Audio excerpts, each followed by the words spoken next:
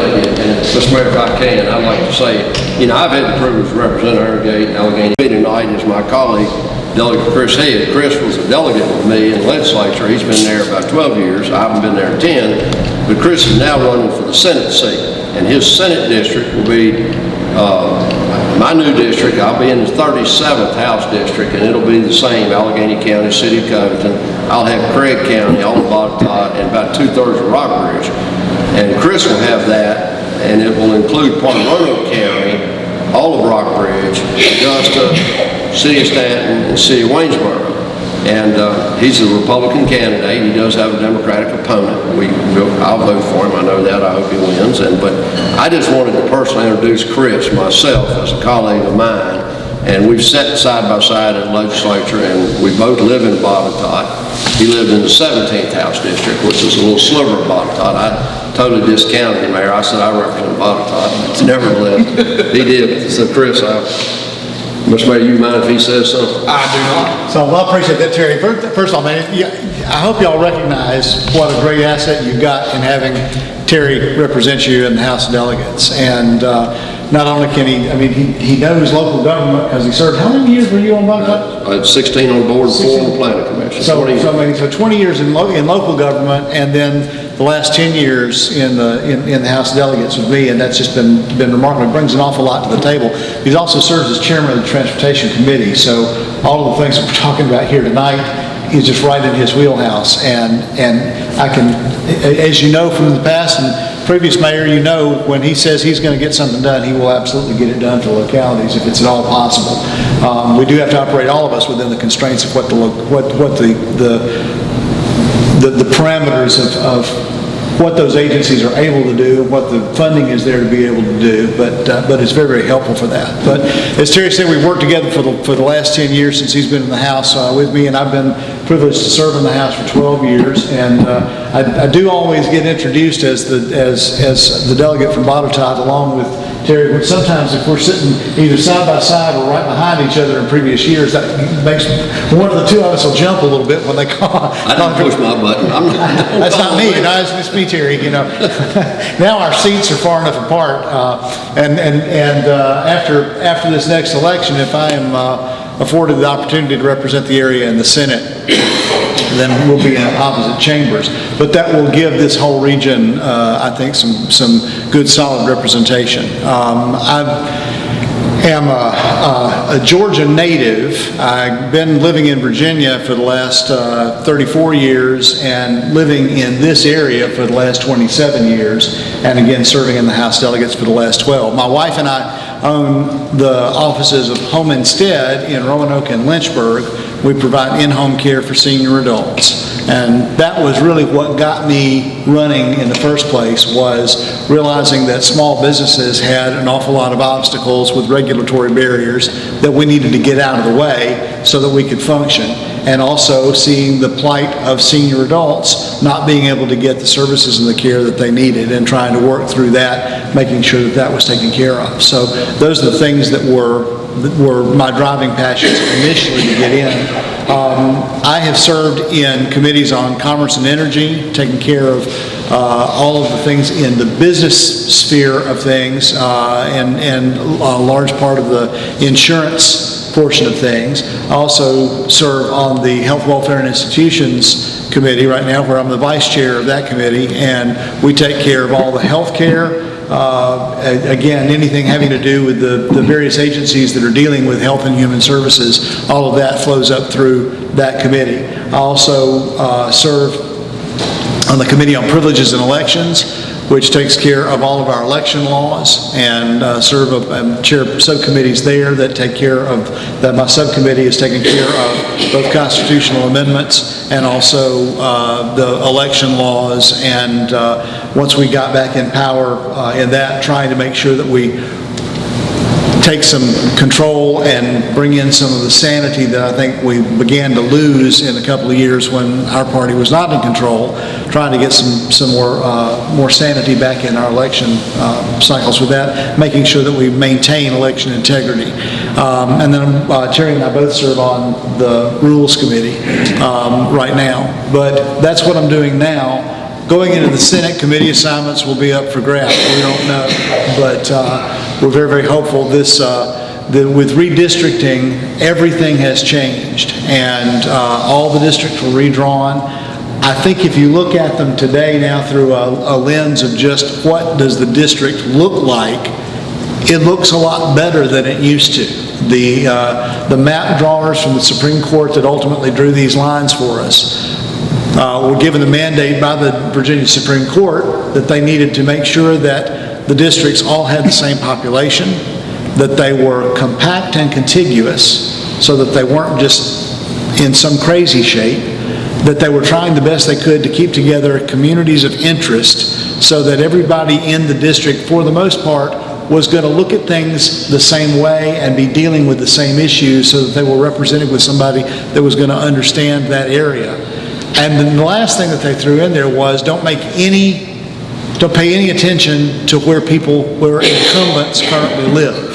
And that's why I ended up running for the Senate instead of running for another term in the House.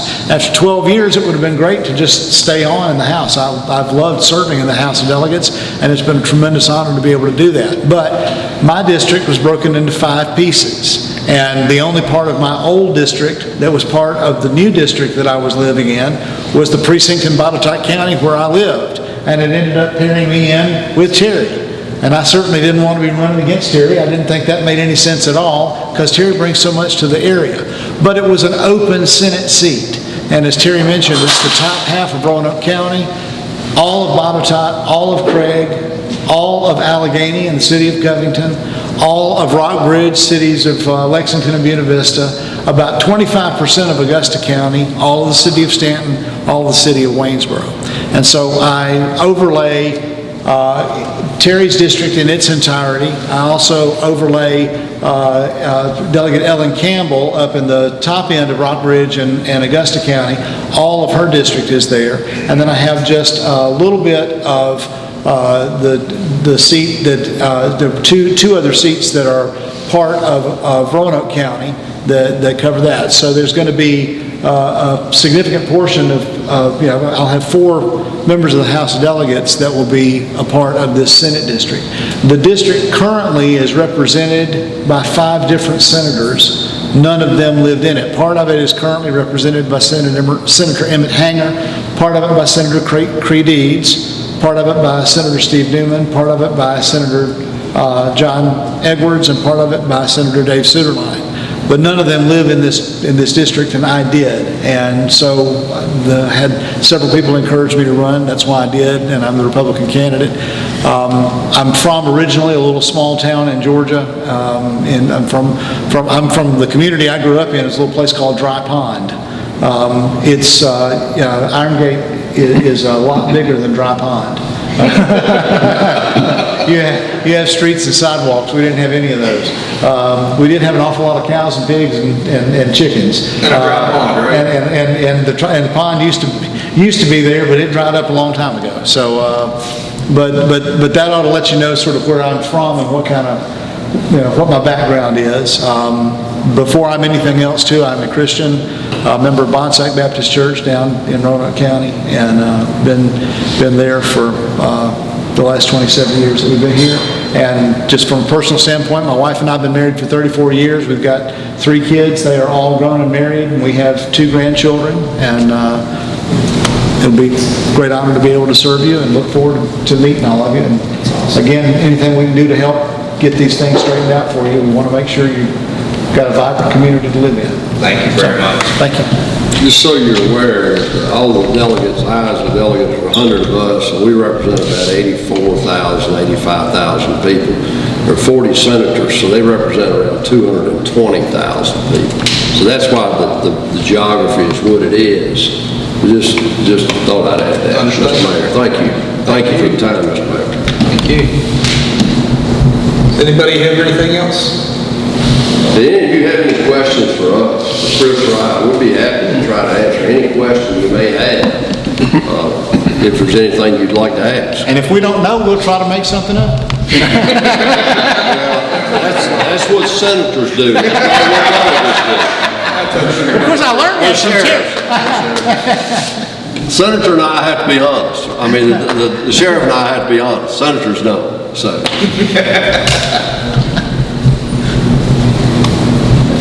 Nobody have anything? What's the plan for taking care of the Jennifer situation? Is there a plan in the works? Is there, I mean... We're discussing it. And I'd like to tell you more, but it's still a legal issue, so it's still being discussed as a legal issue. And as we know more and can put out more, I will put out more. I've told you that. You know, I'll be as transparent as I can be, but there's still some things that need, under the legal spectrum of Virginia code, we have to keep that way, so. And the other question is, so he's talking about a pipe that was supposed to be, I guess, adjoined to hers to drain off the property. Is that right with the pipe? It was a drain pipe, yeah. That was never done? The drain pipe was there, but we never replaced the drain pipe. Okay, so now she doesn't own it, right? The property? No, she still owns it and she still won't let us do it as the town. Well, we're not going to, as long as we're in litigation, we're not going to touch it. So my fear is if we get through this, what happens if it backs up again? Because it's been cleaned out, but what happens if... We do have plans in works to eliminate that. Okay. That will, you know, they have I mean, made the judgment. open it up They to have- somebody to... The courts have made the judgment on that we do have, the pipe is ours.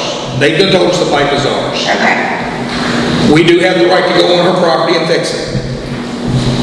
Council has got together with the attorney and the engineers that we're using. Right. And we have determined that to eliminate any future problems, that we are looking at alternatives to reroute that pipe. Okay. And That's just my question, because I mean, it could happen again and you're gonna go right back through the same thing again. But no, we're looking at plans to reroute that pipe, and as we know more and lock down an actual plan and execute that plan, we'll let the town know. Because no, we don't want to see it happen again either. Right, okay. So. Yeah, that was my worry, that it would just, Right. you know, hopefully not, but you never know. No. Anybody have anything else? Terry, I'd just like to ask for your vote over, what is the plan for this big surplus that the state has in its budget? Has anything been decided about that? Say that again, what's the plan with the surplus? Yeah, the big surplus we had at the end of the fiscal year where we were to the good. Well, it's being allocated. You know, we just finished the budget amendments. You know, we have a budget in place, a 2-year biennial budget that's in place. But in July, and when we came out of Richmond in January, we were in the process of allocating about $3.2 billion that was in excess revenue that the county, that the Commonwealth had recognized over the existing budget that was in place.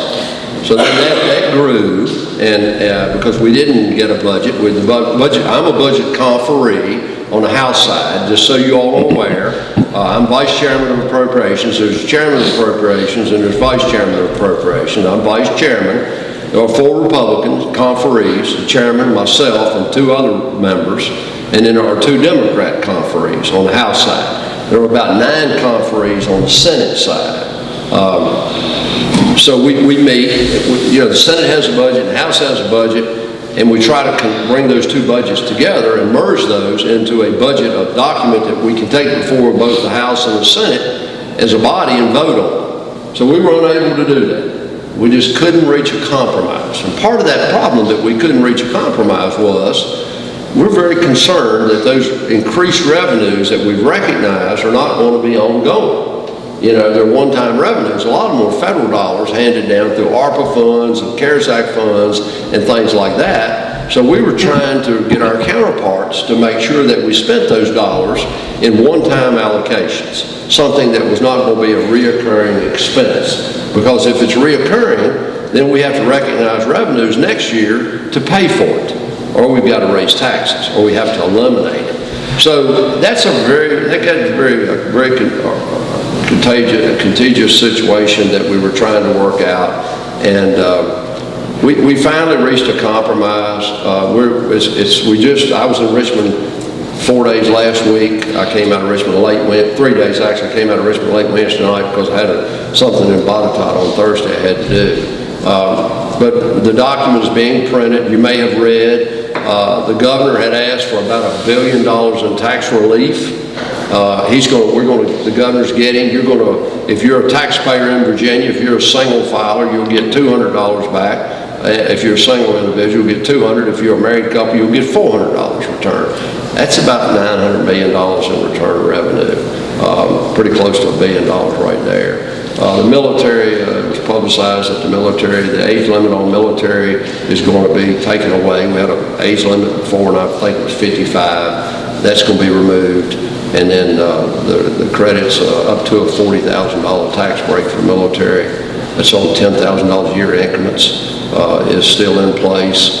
$8,500 deduction for a single filer, $17,000 increase reduction for a dual filer. That's part of the governor's package that we approved. And there's a lot of other things in the budget. There's a lot of good things in the budget, don't get me wrong. But I'm concerned, as are some of my counterparts, we've got to be very careful that we don't spend money that we may not have the revenues next year to afford, that we have to pay for. So I think we've got a good budget, and I think we'll adopt the budget. We've not decided when we're going back to Richmond. I think it will be sometime in September. I feel certain it'll be sometime in September. But we've got to get all the Senate members and all the House members, and we've got to go back and vote on this document. And then it becomes put in place as law, and the revenues are then available, Chris. I know that's a long answer, Chris, but I hope it answered your question. So, but it's really hard to explain it, and I try to explain it to the best of my ability to where people can understand it, but it's a complex situation. It's a lot of money, and Chris can tell you, as I can tell you, we've been in Richmond. When you make a request for $150,000 appropriation and there's no money to be had, and all of a sudden there's $3.2 billion of excess revenue. It's a lot of money. A lot of money creates as many problems as no money, let me tell you. It's hard to get everyone to agree. Terry, we had this $3.2 billion in excess revenues coming in that we knew that much when we came into session. Right. And then we put in budget amendments to say we would like to amend the budget that was presented for this. So what was the total amount of budget amendment requests? I forgot how many billions it was of dollars. Like, each member, I as a member, Chris as a member, I can put as many budget amendments in as I want. And what we do on the House side, we ask each of our members to define their top three.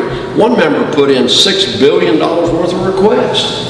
I mean, you know. I was going to say, I think that's one member. I think total we had something like $16 billion. $16 billion sticks in my mind. $16 billion in requests for a $3 billion. That means you got $13 billion worth of requests that are just, you got to say no. And it's a real arduous situation, and as being Vice Chairman of Appropriations, you know, we have to entertain all 100 members' requests, and then we have to go through those and trim them back to the ones that we think. And once again, we have to look at what's reoccurring, what are we going to experience not only this year, but next year and every year thereafter, that we have to have the revenues to afford. And then what is a one-time expenditure that we can allocate funds to that'll go away? After we pay for it, we won't see it again. Kind of our gate. I'd love to give you that money. I would love to give you that money. But, and that's kind of stuff we pay for. Right. You know. So it's a complicated process. It takes a lot of my time as Vice Chairman of Appropriations. And I also chair the VA 250, which I took on for 2 years.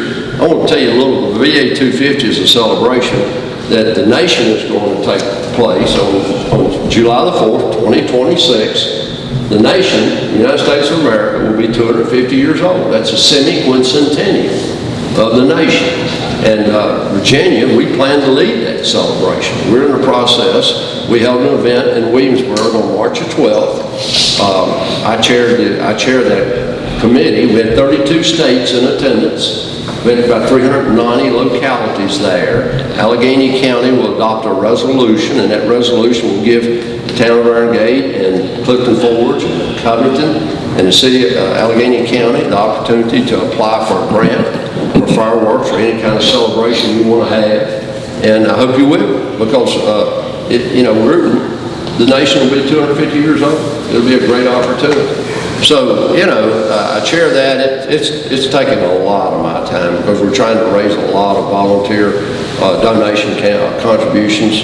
It's going to be expensive, but it's going to be a nice celebration. So thank you.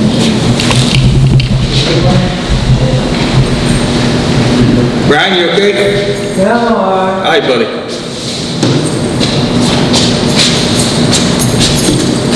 Brian is, Mr. Austin. Yes, sir. Brian is, he's one of our walking miracles. He's fireman here, still fireman here. He's still in the fire department. Had a stroke here a while back. That's what it was, wasn't it, Chris? Stroke. Bleed on the brain. Yeah, it was January. Yeah. They ended up, took him to the hospital and ended up moving to Roanoke. He had a portion of the skull they had to take off and was off for several months, wasn't it? So he got COVID, he got stomach bug, he got pneumonia, meningitis, And, he drove the car today. but he's come a long way back, but you can see how he walks. Yes. But all three of his family members in their home are handicapped. Really? And which goes back to your help with getting the sidewalks and stuff done, because Right. it's hard for them to walk. Challenging enough. You don't need to trip on the way. Right. With him having a problem picking his feet up sometimes, but yes. But we greatly appreciate each and every one of you coming out of here. You're welcome. Certainly, I can't help if I don't know. Understand? And, I can make a call to the Stanton District, to the resident engineer there, and Susan Hammond, and I can request them to come out, and then I'll turn it over to you all. So it'll be between you and VDOT. But if you need assistance further, you know how to get in touch with me. Absolutely. I'll give you my card. My age is Matt Miller. Matt has been with me Yep. for 6 years, and we'll respond. I Yeah. promise. Matt's talked to me a few times. Enjoyed talking to Matt. Yeah. So, Thank you. all right, guys. Anybody else have anything? Some motion for adjournment? Like that.